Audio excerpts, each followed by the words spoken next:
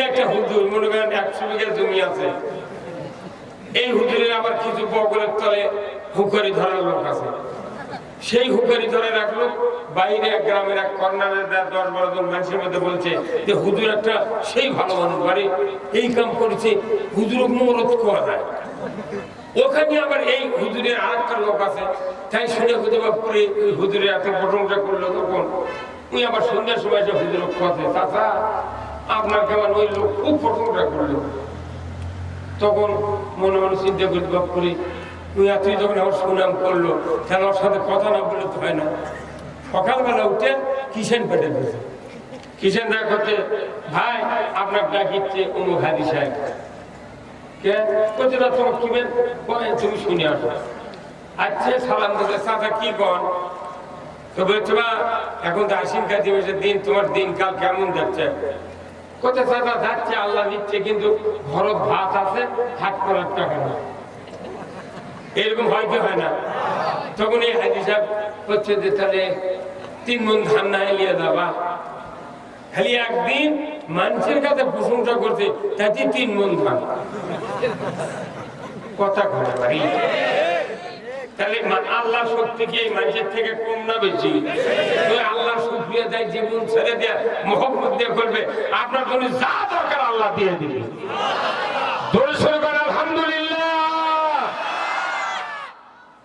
বাংলাদেশ 54 বছর হতে স্বাধীন হয়, কোন প্রেসিডেন্ট একটা ইমামতি করছে? যেগুলো প্রেসিডেন্ট হতে দোয়া কোনটি জানে না। যে জনগণের ইমাম ইমামতি করতে পারে না, কিসের ইমাম? এইবার কে এই ডক্টর ইউনূস ঈদের নামাজ পড়ছে বহুদিন, 54 বছর। তাই মধ্যে কয়েকটা প্রধানমন্ত্রী গেছে, প্রেসিডেন্ট গেছে, পুরুষ, জিয়াউর রহমান, তার এরশাদ, ফখরুদ্দিন, শাহাবুদ্দিন, এই কয়েকজন নামাজ পড়ছে হয়তো, কিন্তু সামনে যাবার পারেনি। কথা বলে এইবার এসে ইউনূস, ডক্টর ইউনূস, ইনি কি সামনে যাবার পারছেন? খালি নামাজত হাজির হতে বিদায়, মানুষ খুশি। তারা রাসূল, প্রেসিডেন্ট, সরকার, সেনাপ্রধান, এই মানুষটা যখন মসজিদে, মা আয়েশা সিদ্দিকার ঘর থেকে মেহরাব হলো 22 ফিট। কয় ফিট? এই 22 ফিট জায়গা দিয়ে নবী, রাসূল, প্রেসিডেন্ট, যোদ্ধা, সেনাপতি, সেনাপ্রধান হেঁটে হেঁটে মেহরাবে খুতবা দিয়েছেন। এই যে সরকার হেঁটে গেল, রাসূল হেঁটে গেলেন, যার কারণে এই 22 ফিট জায়গাকে আল্লাহ তাআলা রিয়াজুল জান্নাহ ঘোষণা করেছেন। আর আমার দেশের সরকাররা জমিনে হেঁটে যায়, শয়তানরা গুলির বিছনা ভালো। আমরা কোন কোন জমিনে আছি আমরা বুঝতে পারিনি। সেই রাসূল আমাদের শ্রেষ্ঠ নেতা। রাসূলের নেতৃত্ব যারা মানবেন, তাদের হাজারো যদি অপরাধ থাকে আল্লাহ তাআলা মাফ করে দেবে। আসলে নেতৃত্ব মানার জন্যই তো রাসূল পাঠাচ্ছে, কিন্তু আমরা রাসূলের নেতৃত্ব মানি না। কিন্তু কবরের ভিতরে আপনাকে আমাকে টেস্ট করবেন আল্লাহ। আল্লাহ বলবেন ফেরেশতা দিয়া, মান হাযা রাজুল, ওই পুরুষটিকে। বর্ণনায় আছে যে আপনার আমার কবর থেকে একটা সুরঙ্গি করা হবে মদিনার রওজা পর্যন্ত। আল্লাহু আকবার। দেখা যাবে ওই যে দেখিছো একটা মানুষ বসে আছে, তাকে চেনো? এখন ওই মাইয়াত বলবে, হাই হাতাল আদ্রি, আমি চিনি না উনি কে। তখন ফেরেশতা কয়, যাক চেনা দরকার চাকছেন মুখে, তুই খালি পোস্টালের দিকটা গেছি। ওই গাছের সাথে, তারপর ওয়ালের সাথে, ওই কারেন্টের থমের সাথে বড় বড় সাইনবোর্ড দিয়ে টাঙ্গিয়েছিল পোস্টার। বড় মাথা মাঝখানে, আর এক কানে 3 মাথা। তুই কোনদিন তো কাউকে জিজ্ঞাসা করিসনি এই বড় মাথা কোন গ্রুপের? ওই 3 মাথা দেখে বোঝা যায় এই কোন গ্রুপ। ফেরেশতারা বলবে, যে নেতা চেনা দরকার তুমি সেই নেতা চেনো নাই। এই জন্যই বিশ্ব নেতা জনাবে মুহাম্মদ রাসূলুল্লাহ সাল্লাল্লাহু আলাইহি ওয়াসাল্লাম। কি খারাপ লাগে? আমরা কত মানুষের প্রশংসা করি, অনেক নেতার সামনে অনেক নেতা দাঁড়িয়ে কয় আমার প্রাণ প্রিয় নেতা, কিন্তু খোঁজ নিয়ে দেখি 6 মাসও উজু করেনি। আর আমরা এতগুলো মানুষ আছি, আমরা রসুলকে আজকের দিনের মধ্যে আমার প্রাণ প্রিয় নেতা কেউ বলেছে হাত তোলেন তো, এই বছরই বলেন, যে কোনো বলেন, তাহলে আমার নেতা তোমার নেতা। সাহাবারা স্লোগান দিলেন আমার নেতা তোমার নেতা বিশ্ব নবী মুস্তাফা। যে নেতার সুপারিশে জান্নাতে যাব সেই নেতার খোঁজ নেই, পাতি নেতা নেতা নেই, নামাজ কালাম করে না, ব্যবহার খুব ভালো আছে না, মাঝে মাঝে লোকটা যাই হোক খুব ভালো হয়, ওর কাছে গেলে প্রাণ জুড়ে যায়। এই ভদ্র আমরা সব ভদ্র, নেকির কাজ করি নাই, মদের কাজ করি, যা করি মানুষ হিসেবে আকৃতিতে ভদ্র। এখন এখান থেকে আপনাকে আমাকে আস্তে আস্তে ডিগ্রি অর্জন করতে হবে। ডিগ্রিটা হলো কি, যে আমাদেরকে উৎকৃষ্ট মানের মানুষ থাকতে হবে। কি মানে? উৎকৃষ্ট মানের মানুষ সৃষ্টি হতে হবে। আপনার গ্রামে ইমামতি দিচ্ছি বেশ কয়েক মাস হলে, ভারী নামাজ পড়ালেন, গত শুক্রবার দাড়ি দেখলাম, টুপি দেখলাম, পাগড়ি দেখলাম, ওইগুলি কোথায়? আমি ইচ্ছা করে কামাচ্ছি ভাই, ইচ্ছে করে টুপি ছুঁয়েছি, পাগড়ি ছুঁয়েছি, দেখি তো কি হয়। আচ্ছা, আপনার মধ্যে এত দলের লোক যে মসজিদে দান আছেন, ওই লোক কি 2 রাকাত জুমার নামাজ পড়বে দিবেন? আরো ধরে কোয়ালে দিবেন? কারণ কি কি কাটিছে? দাড়ি রাখা কি, টুপি দেওয়া কি, পাগড়ি দেওয়া, এই 3টাই খুলেছে। এত রাগ হলে আপনাদের মধ্যে এক ঠাঁচা ধরে মুখ ঘুষি দিল, রাগ খুলে না। তুই কোন সাহসে বলবি তুই দাড়ি কামাবো? ভাই আমার, আল্লাহর নবী দাড়ি রাখলেন, উম্মতের ভেতরে দাড়ি রাখার কথা বললেন।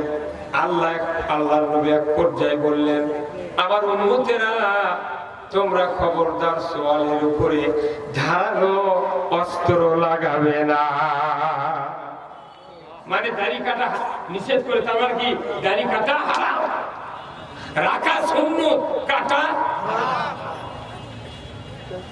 আল্লাহর নবী বলেছেন পাগড়ি দিয়ে নামাজ পড়লে 70 গুণ সওয়াব হয়। আল্লাহু আকবার। টুপি মাথা দিলে নবীর সুন্নাত আদা হয়।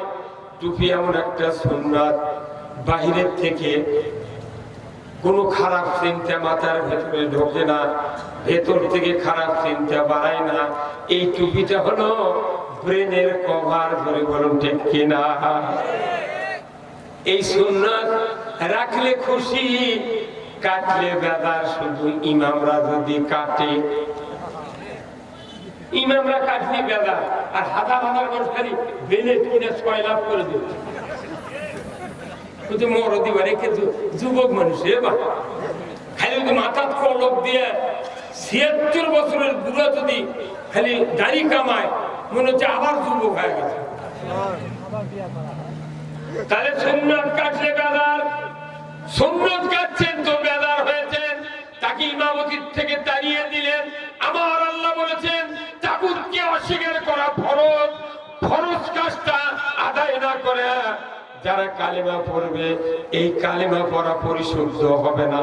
কালেমা পড়ার আগে তাগুতকে অস্বীকার করতে হবে। তাগুত হলো ফেরাউনি শক্তি, তাগুত হলো নমরুদি শক্তি, তাগুত হলো আবু জাহেলের শক্তি, তাগুত হলো মানুষের আইন দিয়ে যারা নিজের আইন তৈরি করে দেশ চালায়, সমাজ চালায়, বিচার চালায়, অর্থ চালায়, দুনিয়াদারি সকল কিছু শাসন করে, এরাই হলো তাগুত। আজ থেকে 200 বছর আগে যদি এই মানুষের আইনকে যদি আমরা অবিশ্বাস করতাম, 100 বছর আগে বাংলাদেশে ইসলাম কায়েম হয়ে যেত। আবার ধীরে হলো কেন? তাগুতো বেনের মধ্যে, তাগুতো কলদের মধ্যে, পকেটের মধ্যে, তাগুতো ভোট দিয়ে শক্তিশালী করে করে ওই জন্মতে নামাজ পড়ছে আল্লাহ করে জিবরাইল আল্লাহ খুব ঘুষি মারতে কথা বল তাগুতো ঘুষি কর ফরজ হযরত ওমর ফারুক 26 বছর পর্যন্ত তাগুতে লালিত পালিত সন্ত্রাসী যুবক ছিল কিন্তু 26 বছর বয়সে যখন কালিমা পড়েছে আর 1 ঘন্টা 10 মিনিট 5 মিনিট 1 মিনিটের জন্য তাগুতের পক্ষে এত চোখের ইশারাও করেন না এই দুনিয়া তো বড় কাফির ঈমান আনার পর রাসূলের জবান দিয়ে বেরিয়ে গেল লা বাদা নবিয়্যা আমার পরে কোন নবী আসবে না যদি নবুয়ত দেওয়া হতো লাউ কানা ওমরকে নবুয়ত দেওয়া হতো তখন আল্লাহু আকবার তাহলে তাগুত কত বড় ক্ষতিকারক কি বুঝতে পারছি তাগুত মানে হলো মানুষের আইন এই বাংলাদেশ 54 বছরের স্বাধীনতা খালি মানুষের আইন দিয়ে চালাচ্ছে আর ওই মানুষের আইনে ভোট দেওয়ার জন্য 5 বছর পর পর 300 কোটি টাকা খরচ করেছে তা আবার কোনো কোনো ভোট দিনের ভোটটা চলতেছে আবার কথা বলে আবার জোরে যে পুলিশেরা দিনের ভোট রাতের দিতে ওই করে এখনো চাকরি করছে কথা বলে যে টিউনো ভোট গুনবার লেগে বিএনপির পাশে 4000 এই বিএনপির পাশে 40,000 ভোট বিএনপির নেতা এমপি আর ওরকের দলের পাশে 4000 এখন ও যে টিউনো ওই সময় ক্ষমতা ছিল তারা করছে কি ওই 4000 নিয়ে যা বিএনপি দিয়েছে আর 40 নিয়ে যা ওর করবে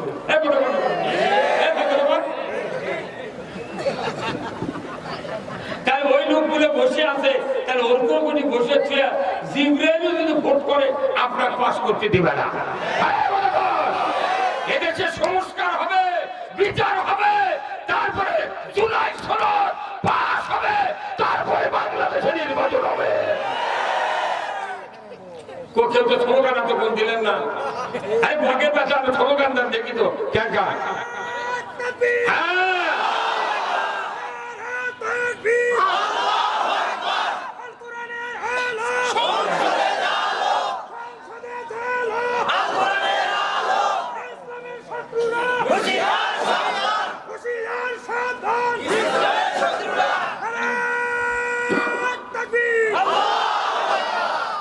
বেজার হলেন খালি আল্লাহ আইন চালু হলি এই বাংলাদেশে কোনো বক্তৃতা লাগবে না আল্লাহ আইন চালু হলে সুদ হারাম হবে চুরি বন্ধ হবে জেনা বন্ধ হবে ঘুষ বন্ধ হবে টেন্ডারবাজি বন্ধ হবে কতক্ষণ টাকা এই বাংলাদেশে যদি আল্লাহ আইন চালু হয় এই বাংলাদেশে কয়েক কোটি একর খাস জমি আছে খাস সরকার নিজে যদি এইগুলি লিজ দিয়ে ওই টাকা যদি খালি কৃষি খাতে ভর্তুকি দেয় ইউরিয়ার বস্তা 150 টাকা করে পাওয়া যাবে আর ফসফেট গোটা গ্যাপের 10টা কারখানা করা যাবে এই 8টা 9টা ওই বিভাগে আজকের বাঙালি সার পায় না